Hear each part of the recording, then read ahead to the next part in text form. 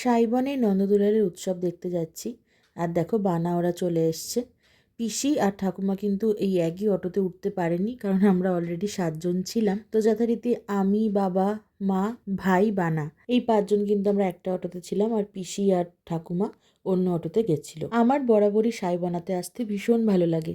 তার অন্যতম একটা কারণ কি বলতো, এই রাস্তাঘাটগুলো। ধীরে ধীরে উপলব্ধি করতে পারবে আমরা আস্তে আস্তে কিন্তু গ্রাম্য পরিবেশে ঢুকে যাচ্ছি, আর এটাই আমার সব থেকে বেশি প্রিয়। আমরা এখানে নর্মালি স্কুটি করে মাঝে মধ্যেই ঘুরতে আসি, কিন্তু আজ যেহেতু পরিবারের সকলে মিলে এসেছি, তাই কিন্তু নর্মালি যেভাবে আর কি অটো ধরে আসে সেভাবেই এসছি। আজ কিন্তু রাস্তাঘাটে প্রচুর ভিড় ছিল।